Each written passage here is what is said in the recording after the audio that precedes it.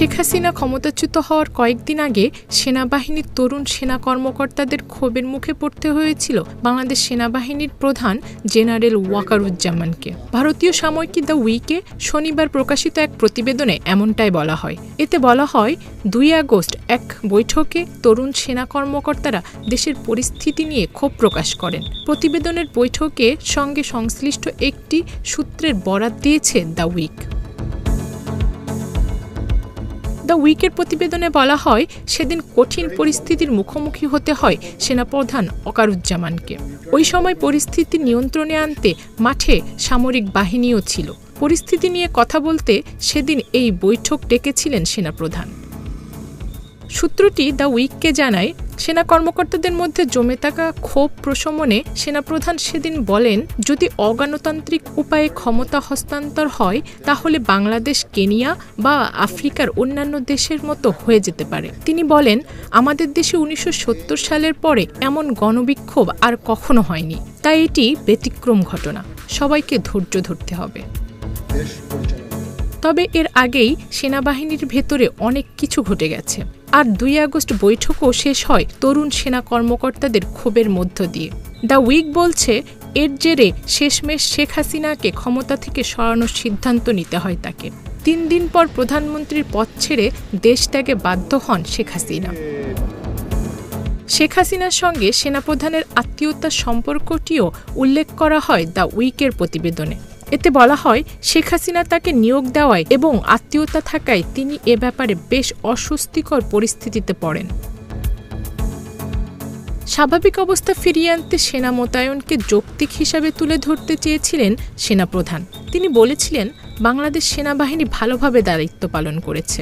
তারা 1719টি গুলি ছুড়েছে, 14,000 ফাঁকা গুলি ছুড়েছে এবং দেশের বিভিন্ন স্থানে সহিংস জনতার মুখোমুখি হয়ে 31টি উত্তপ্ত পরিস্থিতি সামাল দিয়েছে।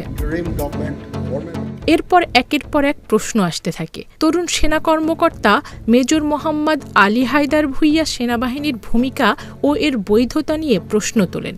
নিজের বক্তব্যের পক্ষে যুক্তি হিসাবে তিনি পবিত্র কোরআন থেকে উদ্ধৃত করে এমন দমন পীড়ন এর বিরুদ্ধে মহান আল্লাহর করুণা ভিক্ষা করেন। এতে যুক্ত না হওয়ার কথা বলেন তিনি। সেদিন সেনাপ্রধান শুধু বলেন আমিন।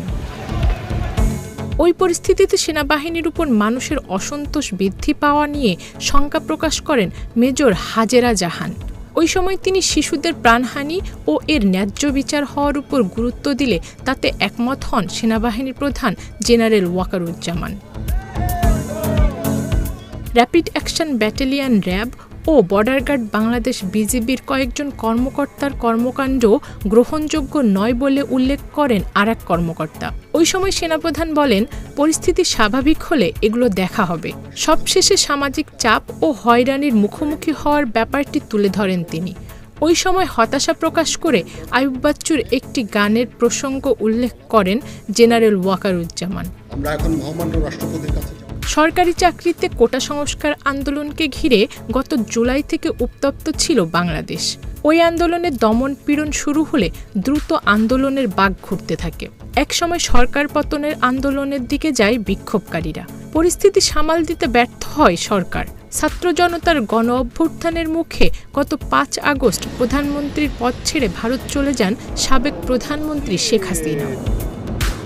বিভিন্ন গণমাধ্যমে প্রকাশিত প্রতিবেদন থেকে জানা যায়, বর্তমানে ভারতে রয়েছেন শেখ হাসিনা। তার ছেলে সজীব ওয়াজেদ জয় হাসিনার রাজনীতিতে ফেরার বার্তা দিয়েছেন।